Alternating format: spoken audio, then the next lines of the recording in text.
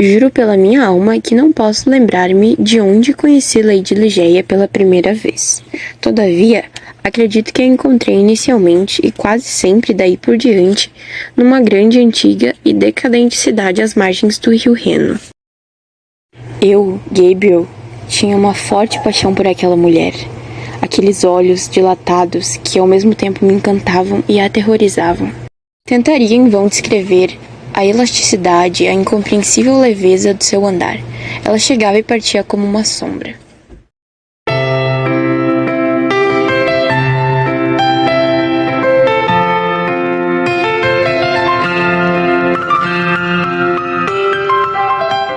Negra como asa de corvo, a cabeleira brilhante, luxuriosa e mansamente ondulada, dava pleno significado de esplendidão. Reconhecia algumas vezes na contemplação de um céu estrelado, do vento que batia, a beleza inexplicável dessa mulher. Era profundo seu conhecimento das línguas clássicas e sua intelectualidade.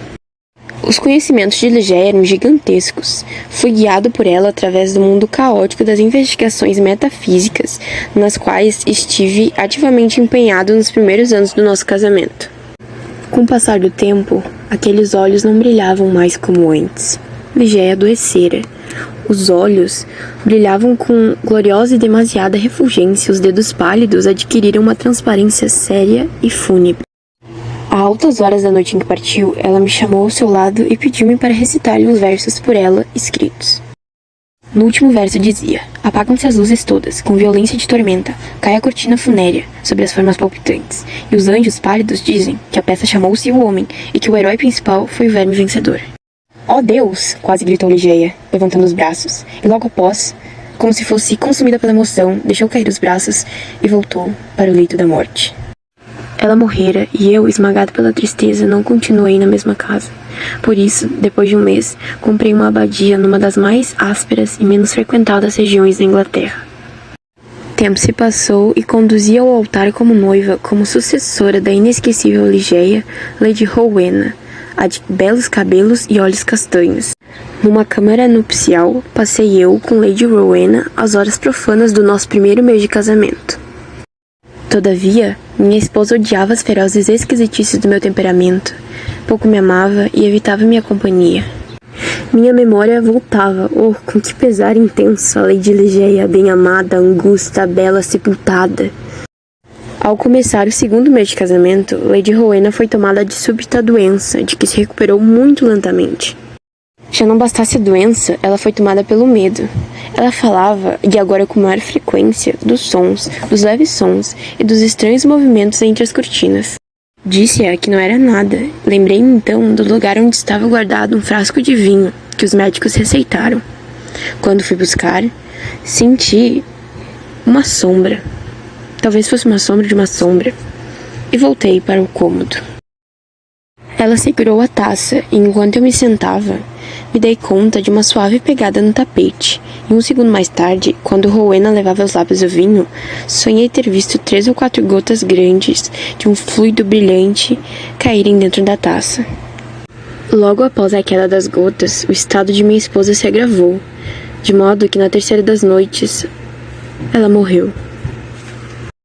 Já havia me conformado com a morte de minha esposa, mas, quando me viro de costas, correndo para o cadáver, vi um tremor em seus lábios. Um minuto mais tarde, eles se entreabriram, abrindo uma linha de dentes. Tentei reanimá-la, mas segundos depois, os lábios retornaram à cor da morte e todo seu corpo foi consumido por uma frieza gelada. Já sabia que não tinha mais o que fazer.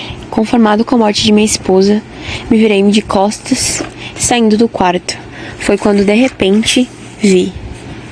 O cadáver havia se agitado. Rowena parecia que ia sair do seu corpo. Virei-me novamente. Eu não tremi, não saí do lugar, uma vez que paralisei.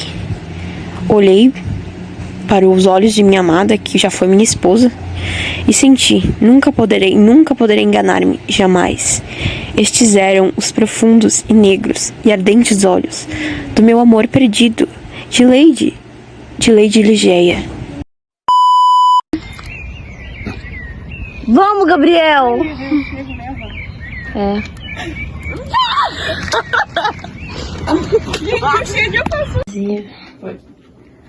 Tosse.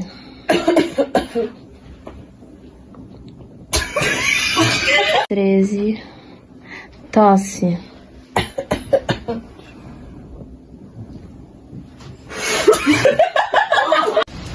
Vem, vem.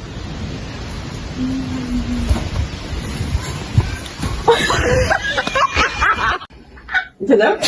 Mano, mas Estica o pé, estica o pé. assim, jogadora. Ai, Ou estica o língua. Vai. Vai. Chama.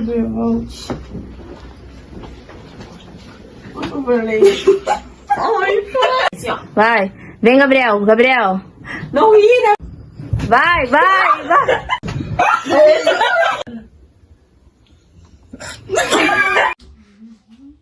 Ai, tu machucou. Ela tá pisando no nome.